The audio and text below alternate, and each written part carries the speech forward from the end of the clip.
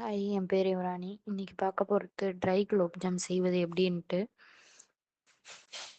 Sweet பொட்டேட்டோவை வேக வச்சு எடுத்துக்கிட்டேன். வேக வச்சதை மசிச்சு எடுத்துருக்கிறேன். அடுத்தது கோதுமை மாவு போட போகிறேன். போட்டுட்டு காட்டுறேன் உங்களுக்கு. கோதுமை மாவு போட்டுட்டோம். லைட்டாக உப்பு. இதை பாருங்க, சப்பாத்தி மாவு மாரி பிசைஞ்சிட்டு வந்துட்டேன். இதை ரவுண்டு போட்டுட்டு உங்களுக்கு காட்டுறேன் பாலா. இதை பாருங்க, பாலாக உருட்டி வச்சுருக்கேன். இப்போ எண்ணெய் இதோ காயுது. எண்ணெய் காஞ்சிருச்சு. இப்போ போட்டுடலாம் ஒன்று ஒன்றா எடுத்து. இந்த பாருங்க, குலோப் ஜாமு ஒரு பக்கம் வெந்துருச்சு. இன்னொரு பக்கம் திருப்பி போட்டேன்.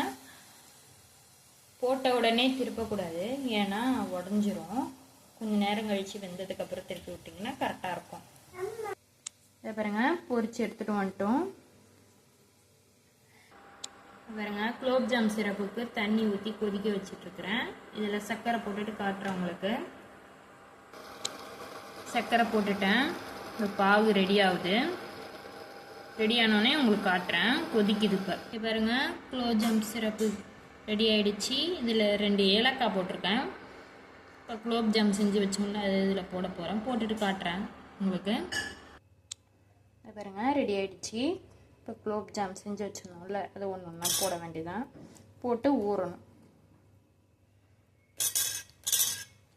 நான் உங்களுக்கு ஊறினதுக்கப்புறம் காட்டுறேன். பாருங்க, குலோப் ஜாம் நல்லா ஊறிடுச்சு.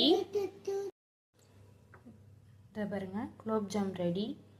எப்படி இருக்குன்னு சொல்லிட்டு செஞ்சு பார்த்துட்டு கமெண்ட்டில் சொல்லுங்கள். தேங்க்யூ.